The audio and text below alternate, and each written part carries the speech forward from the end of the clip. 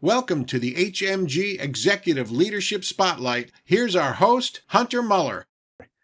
Hello and welcome to the HMG Spotlight. I'm Hunter Muller, founder and CEO of HMG Strategy. I'm here with Sanjay Srivastava, CDO at Genpact. Sanjay, congratulations for winning the HMG's Global Leadership Institute CDO of the Year award. Thank you, Hunter. You're very kind. Sanjay, you've had an amazing career. Tell us what drove you and drew you to Genpact, and what was the whole catalyst that got your engagement at Genpact, and why are you still there with the vision and mission so intact? Well, the truth, Hunter, is that I was an accidental tourist here. And so my background prior to Genpact is I was a startup entrepreneur, and I serially helped build 4 technology firms. Each of them had great exits. A few of them were venture financed by all of the storied, or some of the storied Silicon Valley firms. I got to Genpact as the incoming CEO or the CEO of an incoming startup. And to be quite honest, that normal trajectory would have been to, quote unquote, settle my baby down and then move on to the next, my 5th startup. But I stayed, and I've stayed for a while.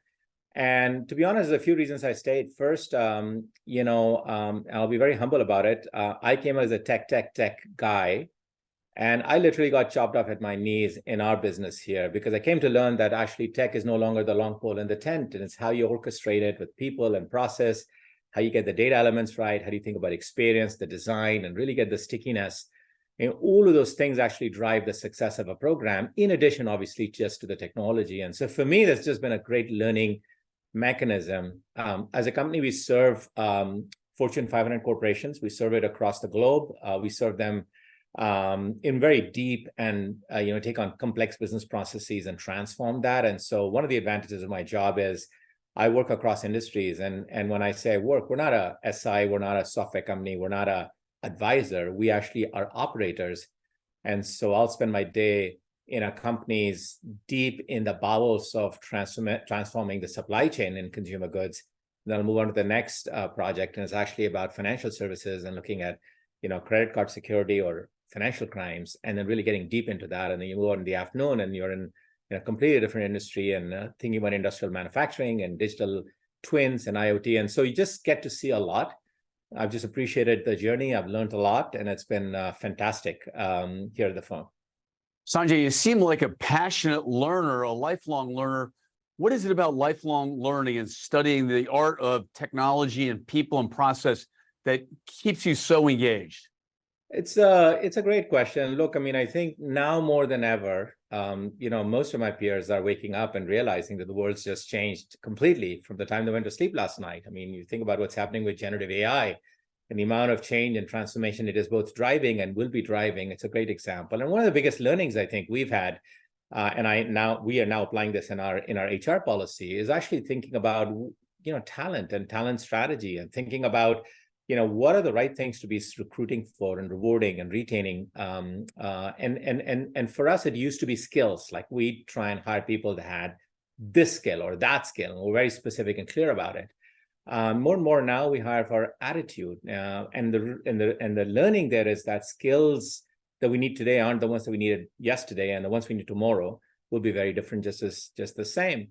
And so if you have people that are, and I apply this to myself, that are constantly learning, unlearning, and relearning, then you have the right approach and the humility and the curiosity to be able to take that on.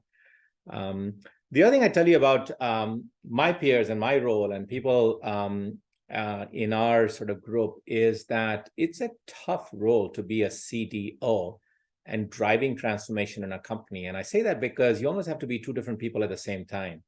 I think one half of what you need to be is an outside-in thinker. And so you have to be stepping outside the boundaries and the 4 walls of your company. You have to be looking at new technologies, emerging frameworks, startup ecosystem, venture capital funded ideas, and really bringing in the best of external thinking. Because if you aren't doing that, you aren't really thinking about transforming, and you're kind of too caught up in the current book of business.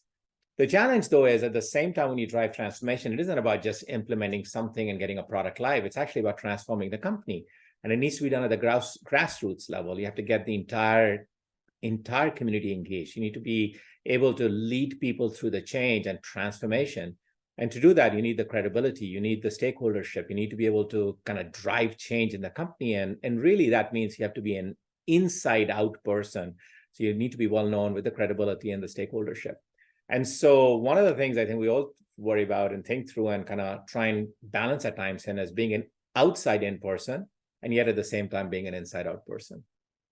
Interesting, fascinating insights. When you think about it, we're studying visionary leadership here at HMG Strategy. Why does visionary leadership matter so much in a time of high innovation and highly disruptive markets?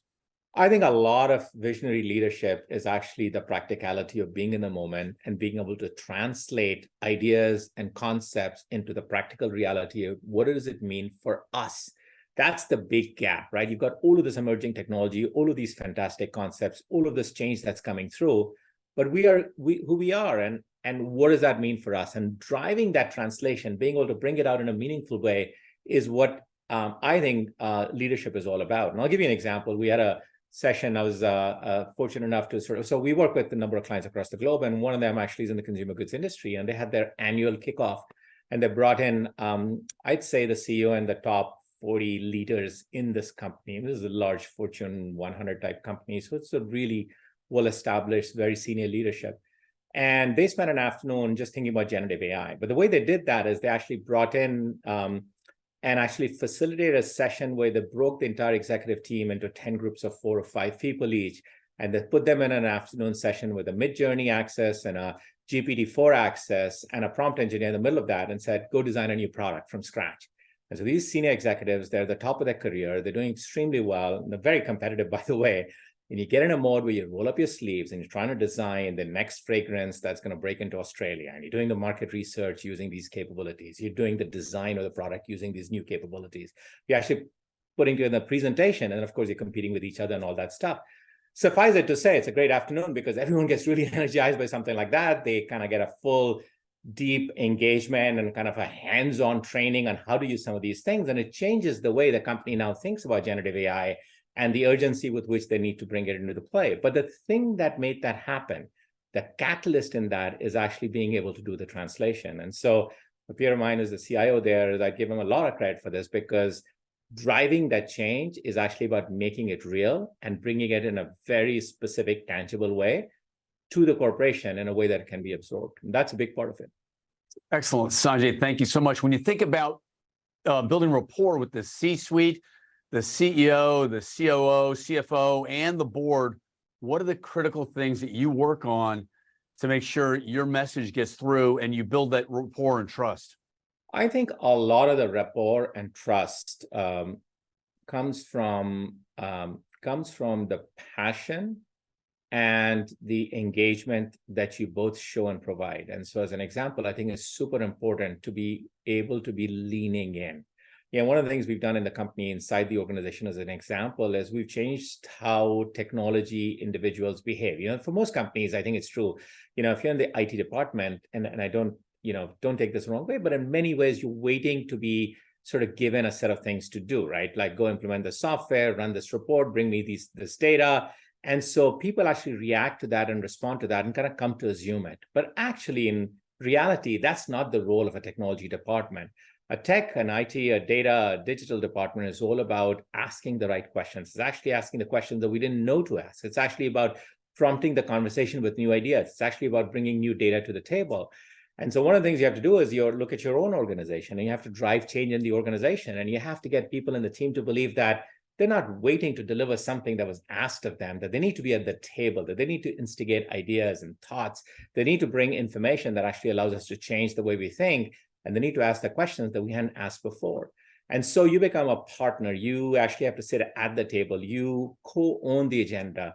I mean, it's often said that every company is a tech company. Some don't know it yet, but basically every company is a tech company. And it couldn't be truer, because if your team doesn't think that way and you don't come to the table as an equal partner, then you're not really doing it right. And so to answer your question, I think that's how you get the credibility. That's how you drive the right leadership. And that's how you get everyone to fold in and get behind the efforts that you're driving.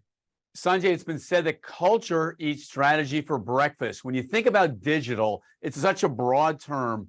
How do you define digital, and what really matters when you redefine a culture as a digital tech-first culture? Culture absolutely eats strategy for breakfast. If there is one thing that I think we've learned, it's that the pace of change, as fast as it is now, is the slowest it'll ever be. And so the way you get prepared for the change and the disruption that's coming, and therefore the opportunity to transform yourselves and to drive durable competitive advantage, is actually taking charge of that. And the way you take charge for that is you don't learn the skills. You don't just do the things you used to do. You have to think about new things, and you have to think about curiosity, and you have to think about learning. You have to think about humility, and you have to think about transformation, right? One of the biggest things we've learned in digital is that, we often use the word digitization or digitalization and digital transformation. We kind of use them interchangeably, almost as if they meant the same thing. And one of my biggest learnings has been that they're actually completely two different things. That digitalization is about taking an end-to-end process, breaking it into its components, automating every single component, and then you aggregate it back together. And sure, you've digitized it. It's better, it's faster, it's quicker, it's probably more scalable. It's great, but it's not good enough. Digital transformation is very different. You take an end-to-end process and you rethinking it, you reimagine it, you think about the end-to-end value proposition. You fundamentally change how that process is delivered. And then you apply new emerging tech that you didn't have when you first implemented all the IT infrastructure you have. And then when you come out on the other end of it, you obviously have something that is digitally transformed. But more importantly, the work that is remaining now to be done by human colleagues is entirely different. The experience you're delivering to a client or a consumer, a partner or an employee is completely different. The experience, the stickiness is completely different. And the way it integrates into the end-to-end business process and the rest of your operations has completely changed. And so when you do digital transformation, you have to think about the people components, the operating model, the resourcing, the skilling. You have to think about process and how do you redesign it? How do you integrate it? How do you make it end-to-end? You have to think about data because you have to have the enterprise data platform to really enable all of that. And so these are lessons that we picked up. I'd say they came hard because you do a lot of falling, getting up, learning, relearning, etc. But I think that's the key to how you approach digital transformation. Sanjay, outstanding insights. Thank you so much. And again, congratulations on being an HMG 2023 Global Leadership Institute CDO of the Year recipient.